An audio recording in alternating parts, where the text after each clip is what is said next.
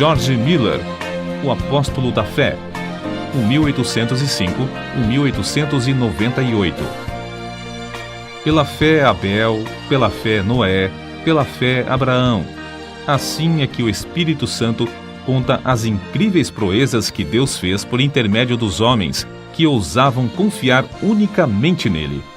Foi no século XIX que Deus acrescentou o seguinte a essa lista. Pela fé, George Mueller levantou orfanatos, alimentou milhares de órfãos, pregou a milhões de ouvintes em redor do globo e ganhou multidões de almas para Cristo.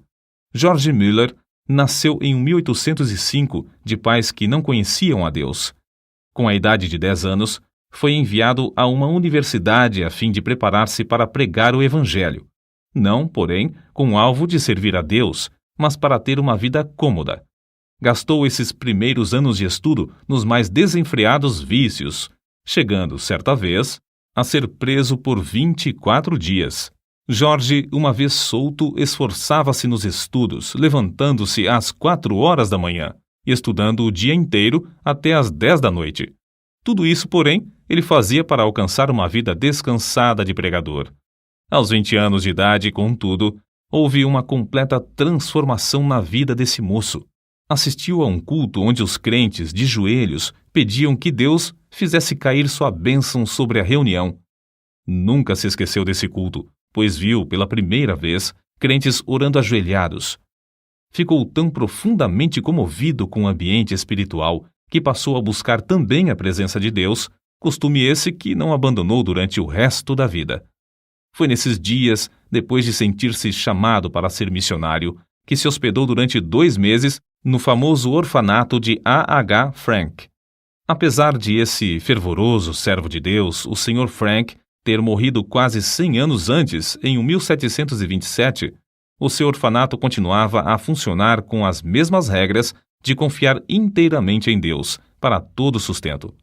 Mais ou menos ao mesmo tempo em que George Mueller hospedou-se no orfanato um certo dentista, o Sr. Graves. Ele havia abandonado suas atividades, que lhe rendiam um salário de $7.500 por ano, a fim de ser missionário na Pérsia, confiando só nas promessas de Deus para suprir todo o seu sustento. Foi assim que George Mueller, o novo pregador, recebeu nessa visita a inspiração que o levou mais tarde a fundar seu orfanato sobre os mesmos princípios. Logo depois de abandonar sua vida de vícios para andar com Deus, chegou a reconhecer o erro, mais ou menos universal, de ler muito acerca da Bíblia e quase nada da Bíblia. Esse livro tornou-se a fonte de toda a sua inspiração e o segredo do seu maravilhoso crescimento espiritual. Ele mesmo escreveu: "O Senhor me ajudou a abandonar os comentários e a usar a simples leitura da Palavra de Deus como meditação. O resultado foi que, quando a primeira noite fechei a porta do meu quarto para orar e meditar sobre as Escrituras, aprendi mais em poucas horas do que antes durante alguns meses. A maior diferença, porém, foi que recebi, assim, força verdadeira para a minha alma." Antes de falecer, disse que lera a Bíblia inteira cerca de 200 vezes. 100 vezes o fez estando de joelhos. Quando estava ainda no seminário, após os cultos domésticos realizados à noite com os outros alunos, frequentemente continuava orando até a meia-noite. De manhã, ao acordar, chamava-os de novo para a oração às 6 horas. Certo pregador, pouco tempo antes da morte de George Mueller, perguntou-lhe se orava muito. A resposta foi esta: "Algumas horas todos os dias, e ainda vivo no espírito de oração. Oro enquanto ando, enquanto deitado e quando me levanto. Estou constantemente recebendo respostas. Uma vez persuadido de que certa coisa é justa, continuo a orar até receber. Nunca deixo de orar. Milhares de almas têm sido salvas em resposta às minhas orações. Espero encontrar dezenas de milhares delas no céu. O grande ponto é nunca cansar de orar antes de receber a resposta. Tenho orado 52 anos, diariamente, por 2 homens, filhos de um amigo da minha mocidade. Não são ainda convertidos, porém, espero que o venham a ser. Como pode ser de outra forma? Há promessas inabaláveis de Deus e sobre elas eu descanso. Não muito antes de seu casamento, não se sentia bem com o costume de receber salário fixo, preferindo confiar em Deus em vez de confiar nas promessas dos irmãos. Deu sobre isso as 3 seguintes razões. Primeira, um salário significa uma importância designada dos bancos, mas a vontade de Deus não é alugar bancos. Tiago, capítulo 2, versículos 1 ao 6. Segunda, o preço fixo de um assento na igreja, às vezes, é pesado demais para alguns filhos de Deus, e não quero colocar o menor obstáculo no caminho do progresso espiritual da igreja. Terceira, toda a ideia de alugar os assentos e ter salário torna-se tropeço para o pregador, levando-o a trabalhar mais pelo dinheiro do que por razões espirituais. George Miller achava quase impossível ajuntar e guardar dinheiro para qualquer imprevisto e não ir direto a Deus. Dizia que assim o crente confia no dinheiro em caixa em vez de confiar em Deus. Um mês depois de seu casamento, colocou uma caixa no salão de cultos e anunciou que podiam deitar lá as ofertas para o seu sustento e que, daí em diante, não pediria mais nada, nem a seus amados irmãos, porque, como ele disse, sem me aperceber, tenho sido levado a confiar em braços de carne, mas o melhor é ir diretamente ao Senhor. O primeiro ano findou com grande triunfo, e George Miller disse aos irmãos que, apesar da pouca fé ao começar, o Senhor tinha ricamente suprido todas as suas necessidades materiais. E ainda mais importante, tinha-lhe concedido o privilégio de ser um instrumento na sua obra. O ano seguinte foi, porém, de grande provação, porque muitas vezes não lhe restava nem um shilling. E George Miller acrescentava que, no momento próprio, a sua fé sempre foi recompensada com a chegada de dinheiro ou alimentos. Certo dia, quando só restavam 8 shillings, Miller pediu ao Senhor que lhe desse dinheiro. Esperou muitas horas sem qualquer resposta. Então, chegou uma senhora e perguntou: "O irmão precisa de dinheiro?" Isso foi para ele uma grande prova de fé. Entretanto, o pastor respondeu: "Minha irmã, eu disse aos irmãos, quando abandonei meu salário, que só informaria ao Senhor a respeito das minhas necessidades. Mas", respondeu a senhora, "ele me disse que eu lhe desse isto." E colocou 42 shillings na mão do pregador. Outra vez, Miller e sua família passaram 3 dias sem ter dinheiro em casa e foram fortemente assaltados pelo diabo com a ideia de que haviam errado em aceitar a doutrina de fé nesse sentido. Quando, porém, voltou ao seu quarto, achou 40 shillings que uma irmã deixara. Ele acrescentou então: "Assim triunfou o Senhor e nossa fé foi fortalecida." Antes de findar o ano, acharam-se de novo inteiramente sem dinheiro, num dia em que tinham de pagar o aluguel. Pediram a Deus e o dinheiro foi enviado. Nessa ocasião, George Miller fez para si a seguinte regra, da qual nunca mais se desviou: "Não nos endividaremos, porque achamos que tal coisa não é bíblica." Romanos capítulo 13, versículo 8. E assim, não teremos contas a pagar. Somente compraremos o que pudermos, tendo o dinheiro em mãos. Assim sempre saberemos quanto realmente possuímos e quanto temos o direito de gastar. Deus, assim, gradualmente treinava o novo pregador a confiar nas suas promessas. Estava tão certo da fidelidade das promessas da Bíblia que não se desviou, durante os longos anos da sua obra no orfanato, da resolução de não pedir ao próximo e de não se endividar.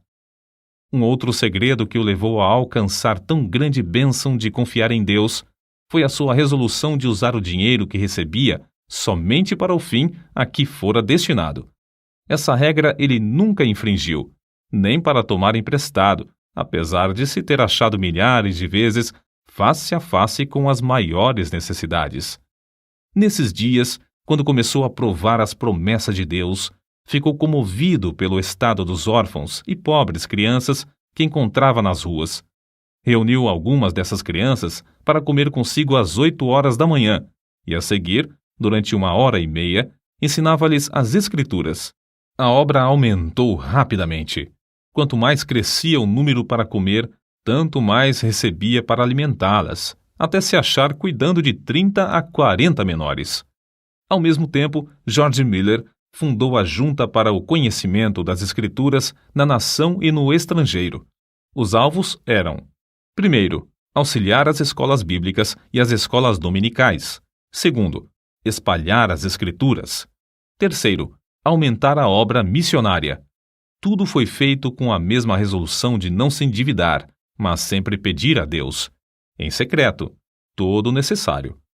Certa noite, quando lia a Bíblia, ficou profundamente impressionado com as palavras: abre bem a tua boca e ta encherei. Salmos, capítulo 81, versículo 10. Foi levado a aplicar essas palavras ao orfanato, sendo-lhe dada a fé de pedir 1.000 libras ao Senhor. Também pediu que Deus levantasse irmãos com qualificação para cuidar das crianças. Desde aquele momento, esse texto bíblico serviu-lhe como lema, e a promessa se tornou em poder que determinou todo o curso da sua vida. Deus não demorou muito a dar a sua aprovação de alugar uma casa para os órfãos. Foi apenas 2 dias depois de começar a pedir que ele escreveu no seu diário: hoje recebi o primeiro shilling para a Casa dos Órfãos. 4 dias depois, foi recebida a primeira contribuição de móveis, um guarda-roupa. Além disso, uma irmã ofereceu seus serviços para cuidar dos órfãos. Naquele dia, George Miller escreveu que estava alegre no Senhor e confiante em que ele ia completar tudo. No dia seguinte, George Miller recebeu uma carta com estas palavras: oferecemo-nos para o serviço do orfanato se o irmão achar que temos as qualificações. Oferecemos também todos os móveis, etc., que o Senhor nos tem dado. Faremos tudo isso sem qualquer salário, crendo que, se for a vontade do Senhor usar-nos, Ele suprirá todas as nossas necessidades. Desde aquele dia, nunca faltaram no orfanato auxiliares alegres e devotados, apesar de a obra aumentar mais depressa do que George Miller esperava. 3 meses depois, finalmente conseguiu alugar uma grande casa e anunciou a data da inauguração do orfanato para o sexo feminino. No dia da inauguração, porém, ficou desapontado. Nenhuma órfã foi recebida. Somente depois de chegar à casa é que se lembrou de que não as tinha pedido. Naquela noite humilhou-se, rogando a Deus o que anelava. Ganhou a vitória de novo, pois veio uma órfã no dia seguinte. 42 pediram entrada antes de findar o mês, sendo que já havia 26 no orfanato. Durante o ano, houve grandes e repetidas provas de fé. Aparece, por exemplo, no seu diário: sentindo grande necessidade ontem de manhã, fui dirigido a pedir com insistência a Deus, e em resposta, à tarde, um irmão deu-me 10 libras. Muitos anos antes da sua morte, afirmou que até aquela data tinha recebido, da mesma forma, 5.000 vezes a resposta, sempre no mesmo dia em que fazia o pedido. Era seu costume, e recomendava também aos irmãos, manter um livro onde, numa página, assentava seu pedido com a data em que fora feito, e no lado oposto, a data em que recebera a resposta. Dessa maneira, foi levado a desejar respostas concretas aos seus pedidos, sem que houvesse dúvida acerca dessas respostas. Com o aumento do orfanato e do serviço de pastorear os 400 membros de sua igreja, George Miller achou-se demasiadamente ocupado para orar. Foi nesse mesmo tempo que chegou a reconhecer que o crente podia fazer mais em 4 horas, depois de uma em oração, do que em 5 sem oração. Essa regra ele a observou fielmente durante 60 anos. Quando alugou a segunda casa para os órfãos do sexo masculino, disse: ao orar, estava lembrado de que pedia a Deus o que parecia impossível receber dos irmãos, mas que não era demasiado para o Senhor conceder. Ele orava com 90 pessoas sentadas às mesas. Senhor, olha para as necessidades de teu servo. Essa foi uma oração a que Deus abundantemente respondeu. Antes de morrer, testificou que, pela fé, alimentava 2.000 órfãos, sendo que nenhuma refeição se fez com atraso de mais de 30 minutos. Muitas pessoas perguntavam a George Miller como ele conseguia saber a vontade de Deus, pois não fazia nada sem primeiro ter a certeza de que era da vontade do Senhor. Ele respondia: Procuro manter o coração em tal estado que ele não tenha qualquer vontade própria no caso. De 10 problemas, já temos a solução de 9, quando conseguimos ter um coração entregue para fazer a vontade do Senhor, seja essa qual for. Quando chegamos verdadeiramente a tal ponto, estamos quase sempre perto de saber qual é a sua vontade. Tenho o coração entregue para fazer a vontade do Senhor. Não deixo o resultado ao mero sentimento ou a uma simples impressão. Se o faço, fico sujeito a grandes enganos. Procuro a vontade do Espírito de Deus por meio da sua palavra. É essencial que o Espírito e a palavra acompanhem um ao outro. Se eu olhar para o Espírito sem a palavra, fico sujeito também a grandes ilusões. Depois, considero as circunstâncias providenciais. Essas, ao lado da palavra de Deus e do seu Espírito, indicam claramente a sua vontade. Peço a Deus em oração que me revele a sua própria vontade. Assim, depois de orar a Deus, estudar a palavra e refletir, chego à melhor resolução deliberada que posso com a minha capacidade e conhecimento. Se eu continuar a sentir paz, no caso, depois de 2 ou 3 petições mais, sigo conforme essa direção. Nos casos mínimos e nas transações de maior responsabilidade, sempre acho esse método eficiente. George Miller, 3 anos antes da sua morte, escreveu: Não me lembro em toda a minha vida de crente, num período de 69 anos, de que eu jamais buscasse, sinceramente e com paciência, saber a vontade de Deus pelo ensinamento do Espírito Santo por intermédio da palavra de Deus, e que não fosse guiado certo. Se me faltava, porém, sinceridade de coração e pureza perante Deus, ou se eu não olhava para Deus com paciência pela direção, ou se eu preferia o conselho do próximo ao da palavra do Deus vivo, então errava gravemente. Grifo do autor. Sua confiança no pai dos órfãos era tal que nenhuma só vez recusou-se a aceitar crianças no orfanato. Quando lhe perguntavam por que assumira o encargo do orfanato, respondia que não fora apenas para alimentar os órfãos material e espiritualmente, mas o primeiro objetivo básico do orfanato era, afirmava, e ainda é, que Deus seja magnificado pelo fato de que os órfãos, sob os meus cuidados, foram e estão sendo supridos de todo o necessário, somente por oração e fé, sem que eu, nem meus companheiros de trabalho, precisemos pedir ao próximo. Por isso mesmo se pode ver que Deus continua fiel e ainda responde às nossas orações. Em resposta a muitos que queriam saber como o crente pode adquirir tão grande fé, deu as seguintes regras. Primeira, lendo a Bíblia e meditando sobre o texto lido, chega-se a conhecer a Deus por meio de oração. Segunda, procurar manter um coração íntegro e uma boa consciência. Terceira, se desejamos que a nossa fé cresça, não devemos evitar aquilo que a prove e por meio do qual ela seja fortalecida. Ainda mais um ponto. Para que a nossa fé se fortaleça, é necessário que deixemos Deus agir por nós ao chegar a hora da provação, e não procurar a nossa própria libertação. Se o crente desejar grande fé, deve dar tempo para Deus trabalhar. Os 5 prédios construídos de pedras lavradas e situados em Ashley Hill, Bristol, Inglaterra, com 1.700 janelas e lugar para acomodar mais de 2.000 pessoas, são testemunhas atuais dessa grande fé sobre a qual ele escreveu. Cada uma dessas dádivas, devemos nos lembrar, George Miller lutou com Deus em oração para obter. Orou com alvo certo e com perseverança, e Deus lhe respondeu. São de George Miller essas palavras. Muitas repetidas vezes tenho-me encontrado em posição muito difícil, não só com 2.000 pessoas comendo diariamente às mesas, mas também com a obrigação de atender a todas as demais despesas, estando a nossa caixa com os fundos esgotados. Havia ainda 189 missionários para sustentar, cerca de 100 colégios com mais ou menos 9.000 alunos, além de 4 milhões de tratados para distribuir, tudo sob nossa responsabilidade, sem que houvesse dinheiro em caixa para as despesas. Certa vez o Dr. A. T. Pierson foi hóspede de George Miller no seu orfanato.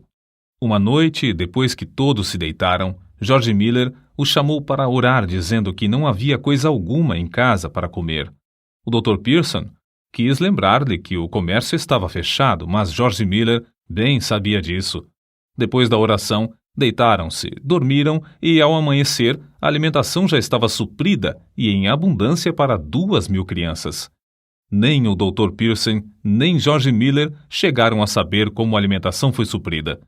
A história foi contada naquela manhã ao Sr. Simon Short, sob a promessa de guardá-la em segredo até o dia da morte do benfeitor. O Senhor despertara essa pessoa do sono à noite e mandara que levasse alimentos suficientes para suprir o orfanato durante 1 mês. E isso sem a pessoa saber coisa alguma da oração de George Miller e do Dr. Pierson. Com a idade de 69 anos, George Miller iniciou suas viagens, nas quais pregou centenas de vezes em 42 nações, a mais de 3 milhões de pessoas. Recebeu, em resposta às suas orações, tudo de Deus para pagar as grandes despesas. Mais tarde, ele escreveu: "Digo com razão, creio que eu não fui dirigido a nenhum lugar onde não houvesse prova evidente de que o Senhor me mandara para lá." Ele não fez essas viagens com o plano de solicitar dinheiro para a junta, não recebeu o suficiente nem para as despesas de 12 horas da junta. Segundo as suas palavras, o alvo era que eu pudesse, por minha experiência e conhecimento das coisas divinas, comunicar uma bênção aos crentes, e que eu pudesse pregar o Evangelho aos que não conheciam ao Senhor. Assim escreveu ele sobre um problema espiritual particular. "Sinto constantemente a minha necessidade. Nada posso fazer sozinho sem cair nas garras de Satanás. O orgulho, a incredulidade ou outros pecados me levariam à ruína. Sozinho não permaneço firme um momento. Que nenhum ouvinte pense que, devido à minha dedicação, eu não me possa inchar ou me orgulhar, ou que eu não possa descrer de Deus." O estimado evangelista Carlos Ingles contou a respeito de George Miller. "Quando vim pela primeira vez à América, faz 31 anos, o comandante do navio era devoto tal que jamais conheci. Quando nos aproximamos da Terra Nova, ele me disse: 'Sr. Ingles, a última vez que passei aqui, há 5 semanas, aconteceu uma coisa tão extraordinária que foi a causa de uma transformação de toda a minha vida de crente. Até aquele tempo, eu era um crente comum. Havia a bordo um homem de Deus, o Sr. George Miller, de Bristol.